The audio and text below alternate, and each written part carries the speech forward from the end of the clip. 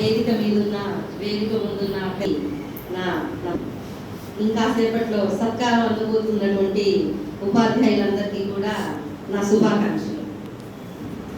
ఈనాటి నా కవితా శీర్షిక గుడి లేని దైవం గురువు, దరికి చేరి దారి చూపి దిశా నిర్దేశాన్ని తెలియజెప్పి దిక్సూచిలా సహకారాన్ని అందించి ప్రతి విద్యార్థి ప్రగతికి ఓ సోపానంలా సాధనంలా మలచబడి సుఖాల సౌధానికి నిన్ను చేరువ చేసే సత్యశీలుడే గురువు.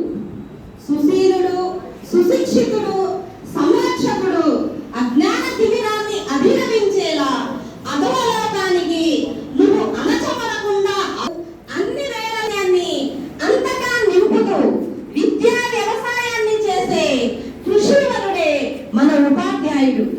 ఓ వృత్తిలా ఉపాధిలా కాక అంకిత భావంతో ఆచరణాత్మకంగా కొనసాగే కర్షకుడు.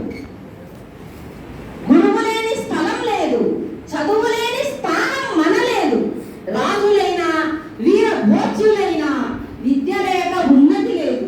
నిత్య విద్యార్థిగా నిరంతరం అధ్యయనం చేస్తూ అభ్యసనాలను, నైతిక విలువ, సమాజ పోకడలను సమయస్ఫూర్తితో నీలో చొప్పిస్తూ క్రమశిక్షణను కఠినంగా అమలు పరుస్తూ నీ ఆదేశాలను అదుపు చేస్తూ ఆచార్యునిలా ఆదేశాలను ఇస్తూ ఆత్మబంధువుల హక్కున చేర్చుకుంటూ అక్షర సేద్యం చేస్తున్న అమరుడు మన గురువర్యుడు.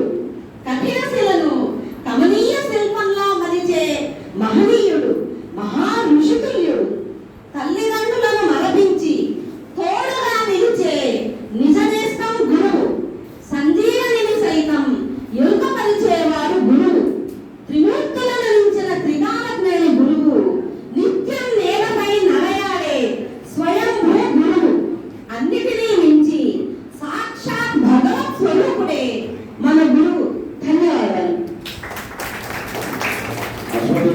చాలా చైతన్యవంతమైన కవితలు. నిజంగా మంచి బెస్ట్ టీచర్ ఆమె ఎందుకు ఇచ్చారు ఇప్పుడు మాకు అర్థమైంది.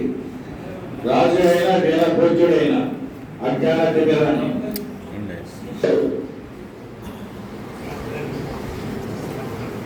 మరొక 3 నిమిషాల్లో ఈ కవి సమ్మేళనం ముగుస్తుందండి.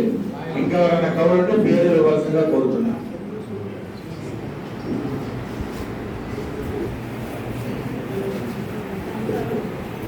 సభా సరస్వతికి వందనం, అభివందనం. చరిత్రకెక్కని సిద్ధార్థులను ఘనంగా స్మరించునామం. జ్యోతి స్వరూపో విద్య నేర్చుకో, విలువ పెంచుకో. విద్య నేర్చుకో, విలువ పెంచుకో.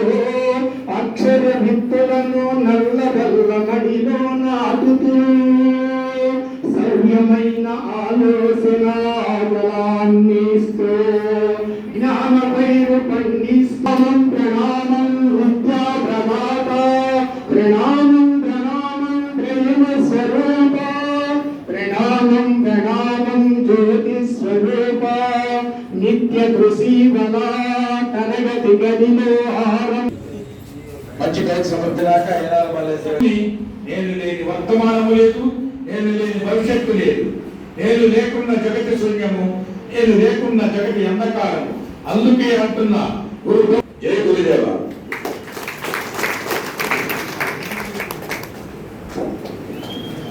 ఆయనకి హాయిగా రాసి చదివి కూర్చున్నాను. బరువు నా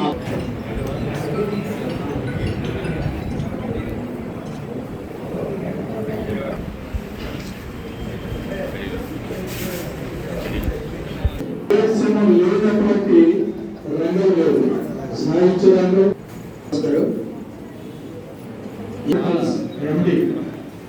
ఉత్తమ ఉపాధ్యాయ అవార్డు సబ్మిట్ చేసి సన్మానించిన పెద్దలకు, ఈరోజు బహుమతి గ్రహీతలకు,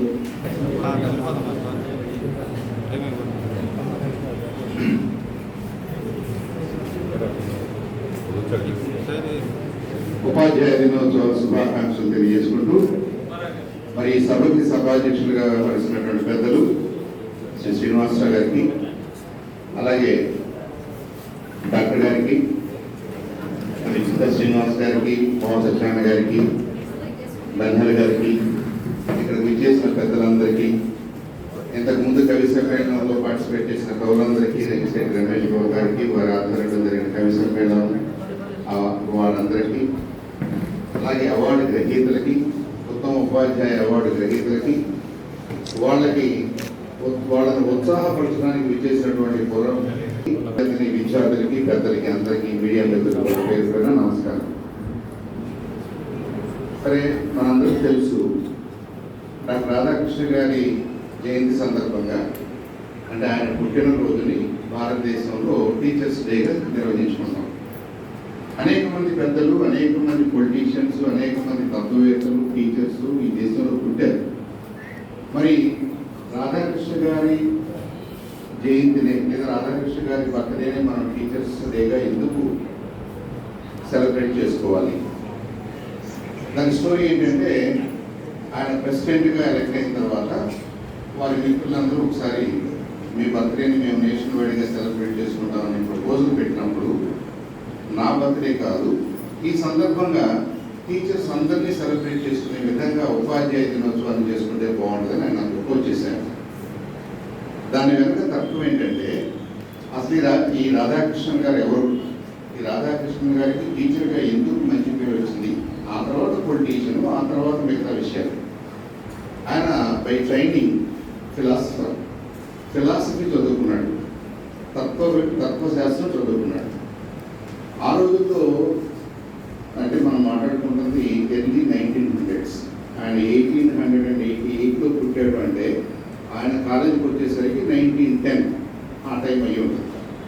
ఆ టైంలో ఇప్పుడు మనకున్నటువంటి యూనివర్సిటీలు, ఇప్పుడు మనకున్నటువంటి డిగ్రీలు ఇలాంటి అంతా కాకపోయినా సెమినరీస్లో కానీ, యూనివర్సిటీస్లో కానీ, గ్రూప్స్లో కానీ, తత్వవేత్తల మధ్యలో కానీ అనేక రకాలైన చర్చలు జరుగుతుండేట. ఆ చర్చల ఫలితమే వీళ్ళకి డిగ్రీలు. అంతేగాని ఇది ఎవరో రాసిన పుస్తకాన్ని చదివినంత మాత్రం వీళ్ళకి డిగ్రీలు ఏం రావు. అయితే రాధాకృష్ణ గారు ఆయన థీమ్ ఎప్పుడు కూడా ఎలా ఉండేదంటే, భారతదేశం అంటే ఏదో పాములతో ఆడుకుంటారు, పులులతో ఆడుకుంటారు, రోడ్ల మీద జంతువులు తిరుగుతూ ఉంటాయి, ఏనుగులు తిరుగుతూ ఉంటాయి, వాటి మధ్య బికారులాగా ఇండియన్స్ తిరుగుతుంటారు అని ఆ మైండ్ సెట్తో ఉన్నటువంటి పాశ్చాత్య దేశాల మైండ్ సెట్ను మార్చడం కోసం ఆయన విశేషంగా కృషి చేశాడు. ఆయన మనకి టీచర్ కాదు, మన యూనివర్సిటీ ఆఫ్ మైండ్ పనిచేశాడు, ఇరాలో ప్రొఫెసర్గా పనిచేశాడు. ఆ తర్వాత ఆయన ఆక్స్ఫర్డ్కి వెళ్ళినప్పుడు ఆయనకు అర్థమైంది ఏంటంటే, అసలు వీళ్ళు భారతదేశాన్ని ఏదో తీసుకురేస్తున్నారు. భారతదేశంలో ఏమీ లేదు, భారతదేశంలో ఇదిగో స్నేక్ షార్పర్స్ తప్పితే, ఆ పులులు తప్పితే, ఆ ఏనుగులు తప్పితే వీళ్ళకి జీవన విధానం తెలియదు, వీళ్ళు వెనకబడిన వాళ్ళు, వీళ్ళ ఆది మానవులు, వీళ్ళకంటూ కల్చర్ లేదు అన్న విధంగా వెస్టర్నర్స్ మాట్లాడుకుంటున్న రోజులని. ఇది కరెక్ట్ కాదు. భారతదేశం చరిత్ర చాలా సుదీర్ఘంగా ఉంది. వీరి కల్చరు చాలా ఆది మానవుడి దగ్గర నుంచి కూడా ఐడెంటిఫైబుల్ కల్చర్స్లో మనది గ్రీక్స్దే మరి ప్రధానంగా ఉన్న మెసోపోటేమియన్, ఇండస్ వ్యాలీ, ఈ రెండే ప్రధానంగా ఉన్నటువంటి కల్చర్స్. వీటిని వీళ్ళు ఎంత తీసుకురాస్తున్నారని చెప్పేసి ఆయనకి ఒక రకంగా ఒక బాధ, కోపం. మరి వీటన్నిటి మధ్యలో నుంచి ఆయన ఏం చేశారంటే, he started giving lectures all over ఆక్స్ఫర్డ్లో ఒక ఫిలాసఫీ డిపార్ట్మెంటే కాదు, ఎప్పుడు ఎక్కడ ఏ అవకాశం దొరికినా కానీ ఈ started talking about western cultures, eastern దేశాల్లో ఉన్న కల్చర్స్, ప్రధానంగా ఇండియన్ కల్చర్. ఈ ఇండియన్ కల్చర్లో ఉన్నటువంటి తర్కం వెనుకున్నటువంటి శక్తి. ఇలా ప్రపంచానికి ఈస్టర్న్ కల్చర్స్ని, ప్రపంచానికి భారతీయ కల్చర్ని, ప్రపంచానికి అసలు ఫిలసాఫికల్ స్ట్రెంత్ ఎక్కడి నుంచి పుట్టింది, ఫిలసాఫికల్ ఆర్గ్యుమెంట్స్కి పునాది ఈ ఇండస్ వ్యాలీ సివిలైజేషన్, మహాభారతదేశం, అఖండ భారతదేశం అని చెప్పేసి మాట్లాడుతూ ఈ బికేమ్ ఏ స్టార్.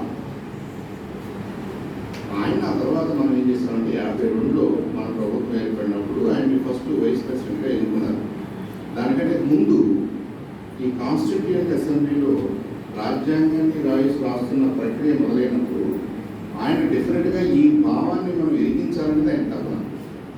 ఏంటా భావన అంటే, కల్చర్స్ అనేవి, రిలీజియన్స్ అనేవి, ఫిలాసఫీ అనేది మీరు ఎట్లా పెడితే అట్లా మాట్లాడుకోవడానికి అవకాశం లేదు, మాట్లాడకూడదు. దానికి కూడా ఒక సైంటిఫిక్ ఓరియంటేషన్ ఉండాలి. మనం చేసే ప్రతి పనికి ఒక సైంటిఫిక్ థాట్ ఉండాలి, సైంటిఫిక్ ప్రాసెస్ ఉండాలి. కాబట్టి ఆయన వాదనంతా సమగ్రంగా ఆ వాదనంతా వినిపించిన తర్వాత ఆయన రాజ్యాంగంలో ఒక సూత్రం రాయించుకోగలిగాడు. ఇండియన్ రాజ్యాంగం ఏం చెప్తుందంటే మనకి ప్రతి భారత పౌరుడిలో కూడా ఈ సైంటిఫిక్ టెంపర్ని పెంచే విధంగా రాజ్యాంగ వ్యవస్థలు పనిచేయాలి. To improve the scientific temper. Scientific temper అంటే ఏంటి? మనం సైంటిఫిక్ అనగానే వెంటనే ఫిజిక్స్, కెమిస్ట్రీ, మ్యాథమెటిక్స్ ఇలా ఆలోచనలోకి వచ్చేస్తాం. అది కాదు ఆయన ఉద్దేశం. మీరు ఏదైనా చేయండి, you should be able to ask the right questions, you should be able to get the right answers, and right answer should be democratically acceptable. Science అనేది ఫైనల్ కాదు. నేను ఈ మాట నుంచి నన్ను టీంలో కొంతమంది జోన్ చేశారు, కొంతమంది నాతో వాదించారు. I think I could succeed in convincing them. చాలా మంది ఏమంటారంటే అదేంటంటే మీరు సైన్స్ ఇస్ నాట్ ఫైనల్ అంటారు, సైన్స్ ఇస్ టెంపోరల్ అంటారు, ఎక్కడి నుంచి వచ్చింది ఈ వాదన అంటారు. ఈ సైన్స్ ఫైనల్? ఎవరు సైన్స్ మాట్లాడుతున్నాం మనం? ఏ సైన్స్ మాట్లాడుతున్నాం? బయాలజీ మాట్లాడుతున్నాం, కెమిస్ట్రీ మాట్లాడుతున్నాం, ఫిజిక్స్ మాట్లాడుతున్నాం. మన పుస్తకాల్లో ఏదో రాసింది. Is that final? I don't think so. ఉదాహరణకి మీకు ఇక్కడ ఎవరైనా కెమిస్ట్రీ చదువుకున్నాడంటే స్టార్క్ రియాలిటీ ఆఫ్ కెమిస్ట్రీ చెప్తాను. ఏజే థామ్సన్ ఏమన్నాడు? ఒక న్యూక్లియస్ ఉంటుందని, దాని చుట్టూ సూర్యుడి చుట్టూ కనుక ఎట్లా గ్రహాలు తిరుగుతున్నాయో యాటమ్స్ అట్లా తిరుగుతుంటాయి అని చెప్పాడు. వెంటనే ప్రపంచంతో చప్పట్లు కొట్టి సైన్కి నోబెల్ ఇచ్చేసింది, నోబెల్ ప్రైజ్ ఇచ్చాడు. తర్వాత ఒక 20 ఏళ్ళ తర్వాత డీ బ్రాగ్లీ అని ఇంకొక ఆయన ఇచ్చాడు. ఆయన ఏమన్నాడు? అబ్బాయి అట్ట ఏం కాదు, ఆ ఎలక్ట్రాన్ అనేది పార్టికల్ ఏం కాదు, అసలు అది ఉందో లేదో కూడా మనకు తెలియదు, ఒక వేవ్ రూపంలో ఉంటుంది, అది ఎక్కడ ఉందో ఇప్పుడు ఎవరు చెప్పలేడు, మీరు చూసినప్పుడు అక్కడ ఉండదు, మీరు చూడనప్పుడు అక్కడ ఉండొచ్చు అన్నాడు. వేవ్ థియరీ చెప్పాడు. మళ్ళీ ఆయనకి వాళ్ళు నోబెల్ ఇచ్చారు. ఆ తర్వాత రోజుల్లో ఇక మొత్తం కాంప్లికేషన్ స్టార్ట్ అయింది. క్వాంటమ్ థియరీ మొత్తం, క్వాంటమ్ థియరీస్ మొత్తంలో you're not sure if electron is a particle. కాబట్టి మీరు దానికి మాస్ చెప్పలేదు, మీరు దానికి పొజిషన్ చెప్పలేదు, మీరు దానికి ఏమి చెప్పలేని పరిస్థితి ఎదుర్కొంది సైన్స్. మరి కొన్ని వేవ్ అన్నాం. వేవ్ అంటే ఇప్పుడు మీరు మాస్ చెప్పకూడదు, వేవ్, ఫ్రీక్వెన్సీ, మిగతా విషయాలు మాట్లాడాలి. ఈ రెండింటి మధ్యలో మరి ఐన్స్టైన్ లాంటి పెద్దలు కింద మీద పడి మొత్తం మీద ఏదో కొన్ని సూత్రాలు డెవలప్ చేశారు. ఈ set final? I don't think so. ఎందుకు ఫైనల్ కాదో చెప్తాను. మనందరికీ బాగా ఇంట్రెస్ట్ ఉన్నటువంటి ఒక టాపిక్ ఉంది. ఏంటంటే ఆ టాపిక్ అసలు ఏలియన్స్ ఉన్నారా? ఏలియన్స్ ఉంటే భూమి మీదకి వచ్చారా? మనం ఇంకో గ్రహం మీదకి వెళ్ళగలమా? ఏదైనా గ్రహం మీద ప్రాణికోటి ఉందా? ఇది కదా మనందరం ఉన్నటువంటి ఒక క్వశ్చన్, ఫిలాసాఫికల్ క్వశ్చన్. ఓకే, దాన్నే చూద్దాం. అది చూడాలంటే మనకి వాళ్ళ కనపడే ఈ ఏదైతే నక్షత్రాలు ఉన్నాయో అవన్నీ మీరు స్టార్స్ అనుకుంటే, స్టార్సే కదా, సూర్యుడు లాంటి స్టార్స్ అని సైన్స్ చెప్తున్నాను. ఆ స్టార్స్ అనుకుంటే సూర్యుడి దగ్గర నుంచి బయలుదేరిన లైట్ మన దగ్గరకు రావడానికి 8 నిమిషాలు చిల్లరంతో పడుతుందని చెప్తున్నాను. ఇక నెక్స్ట్ దగ్గరలో ఉన్న సూర్యుడి దగ్గర నుంచి రావాలంటే సంవత్సరాలు పడుతుంది.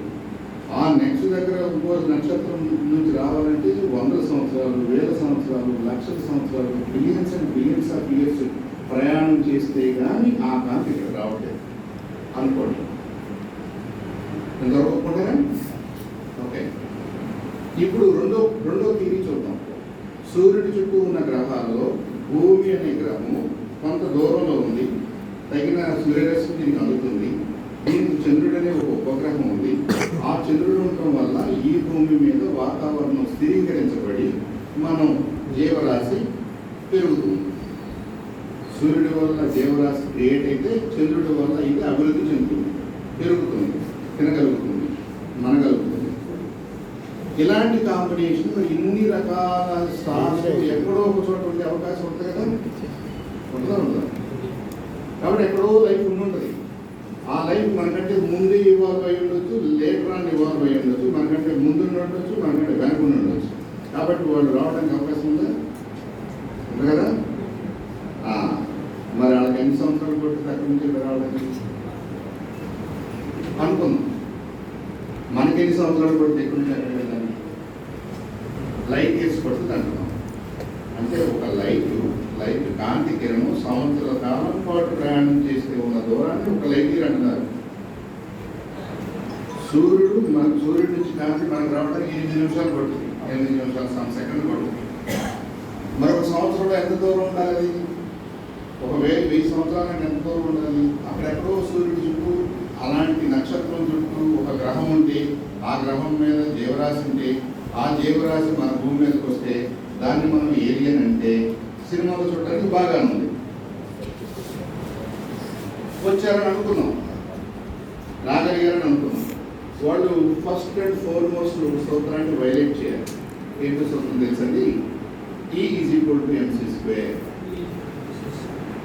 అది తప్పని నిరూపించగలిగితే మీకు అలాంటి షిప్ కూడా క్రియేట్ చేయడానికి అవకాశం ఉంది. మరి మనం E = mc² అనేది ఏమన్నా ఇదంతా గ్యారంటీ ఏం లేదు, ఇది టెంపరీగా అనుకుంటున్నాం ఏంటంటే ఫైనల్ కాదని అంటున్నారా అలా వద్దామన్నా? మీరేదో ఒకటే చాయిస్ లేదు. ఎక్కడో జీవరాశి ఉంటే ఏలియన్స్ మన దగ్గరకు వచ్చి అని మీరు నమ్మితే E = mc² మీరు రద్దు చేసుకోవాలి. లేదు E = mc² అనేది ఐన్స్టీన్ లాంటి మహామేధ తయారు చేశాడు కాబట్టి, సూత్రీకరించాడు కాబట్టి ఇది కరెక్ట్ అని మీరు అనుకుంటే దానికి పాసిబిలిటీ లేదని ఒప్పుకోవాలి. ఐ డోంట్ నో రాధాకృష్ణ గారు ఏమన్నా అంటే ఆయన టైంలో ఈ E = mc² లేదు. హౌఎవర్ ఆయన ఏమన్నా అంటే ద బెస్ట్ తర్కం, the best philosophical argument is I don't know. I don't know because I am not dumb. I don't know because I am not educated enough to say yes or no. Think about it. నాకు తెలియదంటే మన ఆయన పెడితే 2 రోజులు అంటే నా తెలియదు రా నేను పెడితే కన్నాడు. ఆ తెలియనితనం వేరు. నిజంగా నాకు చదువుకోలేదు కాబట్టి ఆమె ఏదో కాన్సెప్ట్ ఇంటూ ఏంటి మల్టిప్లికేషన్ ఏంటి ప్రాబ్లమ్ ఇస్ కన్ఫ్యూజింగ్. ఆ కన్ఫ్యూజన్లో నుంచి, ఆ తెలియనితనంలో నుంచి, ఆ ఇగ్నోరెన్స్ నుంచి ఆమె నో అంటుంది. అలా కాదు. శారదాదేవి గారు ఇంగ్లీష్లో she reach the heights pinnacle of literature, English literature. ఆమె ఇప్పుడు ఏదైనా విషయాన్ని నో అని చెప్పడం చాలా కష్టం. అవునా కాదు? ఇప్పుడు ఐన్స్టీన్ గారు నిద్రలేంటి గురుగారు మరి ఏలియన్ సంగతి ఏంటి చేస్తారు నో అనుమానం అనుకోండి, అని ఏమంటాడు? ఐ డోంట్ నో అంటాడు. ఐ డోంట్ నో అంటాడే ఎస్ అంటాడు. కానీ ఎస్ అంటేనేమో E = mc² రద్దు చేయదు. E = mc² ఓన్లీ అందమంటేనో దానికి నో చెప్పాలి. దానికి నో చెప్పే ధైర్యం లేదు, దీనికి ఎస్ చెప్పే ధైర్యం లేదు. Not because is an illiterate, not because is ignorant. మన ప్రపంచం ఒప్పుకుంది కదా, ప్రపంచం మేధావని మనం ఆయన ఒప్పుకున్న తర్వాత is unable to say yes or no. అక్కడ రాధాకృష్ణ గారు ఆర్గ్యుమెంట్ మనకు వస్తుంది. మీరు వెస్ట్రన్ కల్చరు, ఈస్టర్న్ కల్చరు, ఈ దేశము ఆ దేశము పిచ్చి వాదనలు పెట్టదండి. Human beings are evolving. Human beings are evolving, have been evolving in different dimensions. మీరు ఇండస్ట్రీ పాయింట్ ఆఫ్ వ్యూలో ఇవాల్వ్ అయ్యారని మీరు అనుకుంటే వ్యూలో మేము ఇవాల్వ్ అయ్యాం. మా దగ్గర సాంస్క్రిట్ లాంటి ఒక లాంగ్వేజ్ ఉంది, పకడ్బందీ లాంగ్వేజ్ ఉంది, 100% టైట్లీ రిఫైన్ చేయబడినటువంటి మా లాంగ్వేజ్ ఉంది. మీరు ఎక్కడ ఉన్నా లేదు కదా. మరి మీరు లేనప్పుడు మేము ఎక్కువ ఇవాల్వ్ అయినట్ట, మీరు ఎప్పుడు ఇవాల్వ్ అయినట్ట?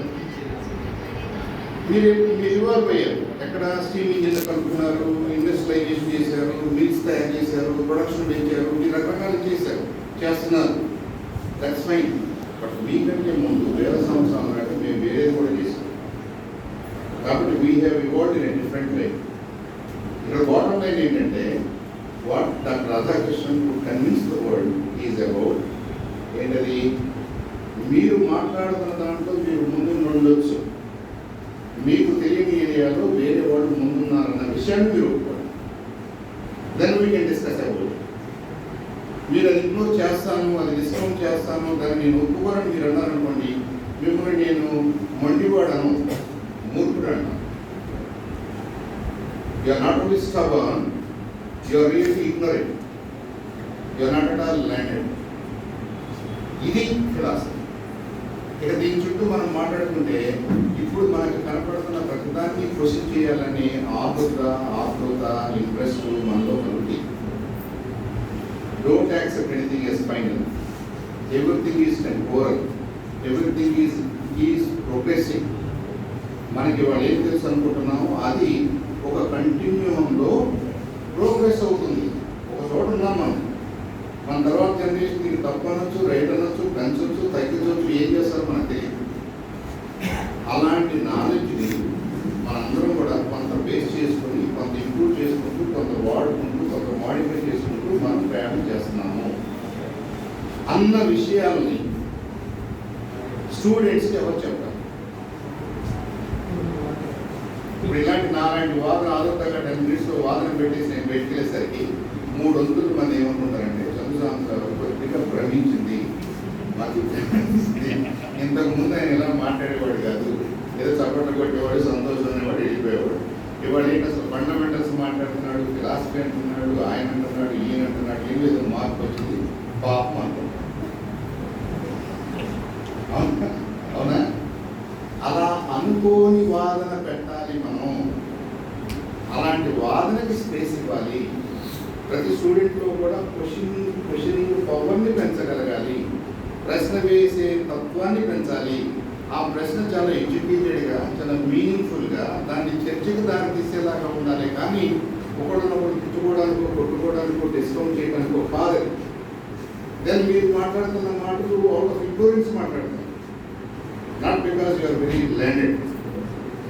సో ఇది స్టూడెంట్స్కి చెప్పగలిగింది ఏదైనా ఉంటే ఈ తత్వాన్ని మనం ప్రతి స్టూడెంట్కి ప్రతి సబ్జెక్ట్ ఏరియాలో జీవన విధానంలో మనం చూపించగలగాలి. Right place to do this ఈ స్కూల్. ఆ స్కూల్లో పనిచేస్తున్న టీచర్స్ అందరూ కూడా తత్వవేత్తల్లాగా పనిచేయాలి. It's not sufficient to answer what questions, what అనుకుంటా మీరు దాని మీద ఆన్సర్ చెప్పేసి ఆ క్వశ్చన్ వేసాము, ఆన్సర్ వచ్చేసింది, 99 మార్క్స్ వచ్చేసింది అంటే we are making more and more of robots. అదొద్దు మనకి. కాబట్టి టీచర్స్ మీద ఆయన ఆ భారం పెడుతూ జెన్యూన్గా మీరు మనసులో కన్విన్స్ అయితే maybe this is not final అని మనకి అనిపిస్తే, as teachers we will also encourage the next generation to ponder, to ask intelligent, educated questions. అదే మనందరం చేస్తుంది. అలా చేయడంలో బాగా చేస్తున్నారు కాబట్టి వాళ్ళ 10 మందికి అవార్డ్స్ కూడా ఇస్తున్నాం. సరే, అందరూ అలా చేస్తున్నారా లేదా ఐ డోంట్ నో, చేయాలా వద్దా ఐ డోంట్ నో. రాధాకృష్ణ గారికి మనం జోహార్లు అర్పిస్తున్నామంటే చేయడానికి మనం సిద్ధపడ్డామని నేను అనుకుంటున్నాను. ఈ వాదనని సపోర్ట్ చేయడానికి మనం ఈ జయంతి జరుపుకుంటున్నాం, టీచర్స్ డేగా నేను అనుకుంటున్నాను. కాబట్టి ఆ దిశగా మరి ఉపాధ్యాయులు అందరూ ఆలోచించాలండి. ఒకటి ఉంది, పొలిటీషియన్స్ మధ్యలో రోజు జరిగే క్వశ్చన్ ఉంటుంది. రోజు జరిగే ఒక జోక్ అనుకోండి, ఒక అబ్జర్వేషన్ అనుకోండి. టీవీ చర్చలో ఎందుకు ఇలా ఫోన్ పెట్టుకుంటారు, ఎందుకు ఉన్నప్పుడు కట్ చేసుకుంటారు, ఎందుకు వాదనని సరిగ్గా ముందుకు తీసుకెళ్ళాలని అడిగామనుకోండి, మా చదువుల టెక్నీ అండి, మీలా కాదండి అంటారు. జోక్ అనమాట. అంటే మా చదువుల తేవడం అంటే మా పంతులు అట్లా చెప్పారు మాకు. ఇక్కడ నుంచి మీరు టీవీస్ వస్తున్నప్పుడు, ఇద్దరు పొలిటీషియన్స్ బూతులు తిట్టుకుంటున్నప్పుడు, లేదా ఇర్రెగ్యులర్గా వాదిస్తున్నప్పుడు, ఒకటి వాదన ఒకటి కట్ చేసుకుంటున్నప్పుడు, మీరు అది మాట్లాడుతున్నాడు చూసొక్క అబ్బాయి, వాడి టీచర్లు పాపం కూరు కాకపోదు అనుకోండి. ఈ అబ్బాయి నన్ను ఉపయోగమమ్మా, is only a student, is only a student. ఇప్పుడు నేను ఏదైనా తప్పు చేస్తే వెంటనే మీరు ఎవరు తప్పు పడాలి? మా గురువులందరూ తప్పు పడ్డాడు. 50 మంది ఉంటారు, 100 మంది ఉంటారు. నా స్టూడెంట్ ఎవరైనా పిచ్చి మాటలు మాట్లాడితే నన్ను కూడా తప్పు పడ్డాడు, దట్స్ ఫైన్. కానీ మీరు మాత్రం తప్పించుకోవడానికి అవకాశం లేదు. టీచర్లు ఎవరు తప్పించుకోవడానికి అవకాశం లేదు. మన ఇప్పుడు బెనహర్ గారి దగ్గర నేను ఒక మాట అన్నాను, తర్వాత మళ్ళీ దాని మీద చర్చ పెట్టేపోతాను. Once a communist is always a communist, once a teacher is always a teacher అన్నాను. ఏంటి సార్ 62 ఏళ్ళ రిటైర్ అయిపోతాం, మీరు ఆల్వేస్ అంటున్నారు, మాకు అంత భారం పెడుతున్నారని ఒక ఆయన అడిగారు. ఓకే, మరి 62 సార్లు మీరు ఏమవుతారన్న? ఏమవుతారు? రోడ్డు కన్స్ట్రక్షన్లోకి వెళ్తారా, బిల్డింగ్ కన్స్ట్రక్షన్లోకి వెళ్తారా, వ్యవసాయంలోకి వెళ్తారా? రేపు పెరుగుతారు. Your brain is wide to do this activity only. You better be prepared to do this forever. చివరి వరకు కూడా శ్వాస ఉన్నంత వరకు కూడా మీరు చేయగలిగింది, చేయడానికి ట్రైన్ అయింది, చేయడానికి అలవాటు పడింది. మీ బ్రెయిన్ అంతా అదే దిశలో ఉంది, అదే దిశగా ఉంది. నేను కాదనుకోవడానికి మీకేం లేదు. సరే వాటిని కొనుక్కుందాము, రూపాయి వడ్డీలు ఇద్దాము, రోజువారీ వడ్డీలు ఇద్దాము, అవి సైడ్ యాక్టివిటీస్. బట్ ఫండమెంటల్లీ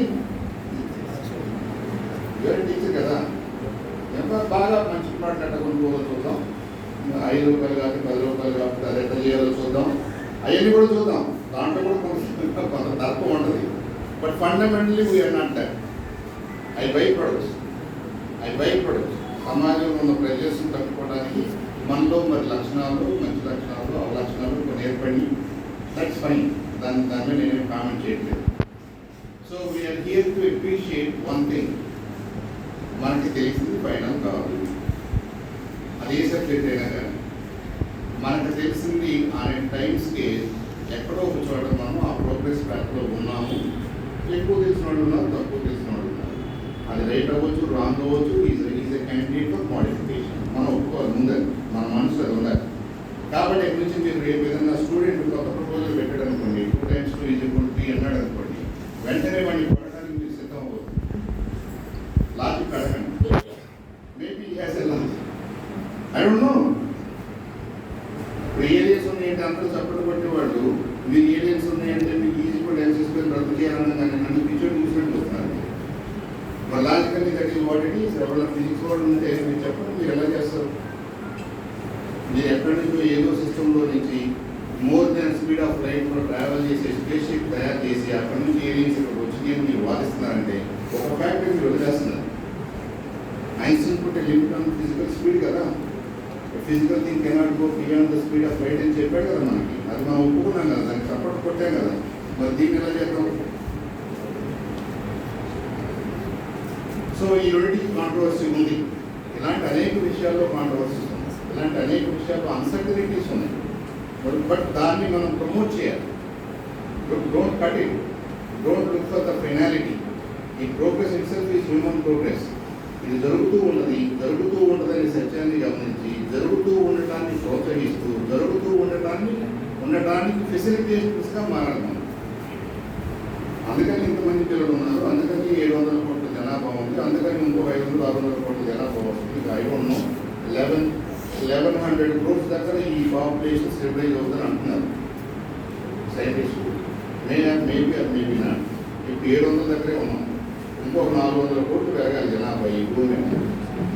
అక్కడ ఇక పెరగడానికి అవకాశం లేకుండా ఇన్ అవుట్ అంటే మనకు ఇప్పుడు ప్రకాశం గారి దగ్గర మాట్లాడుతున్నారే, ఇన్ఫ్లో ఎంత, అవుట్లో ఎంత, అలాంటి ఒక ఈక్విలిబ్రియంలోకి హ్యూమన్ రేస్ వస్తుంది. At the cost of lot of other things అని అంటున్నారు అనుకోండి. అదొక థియరీ అనుకోండి.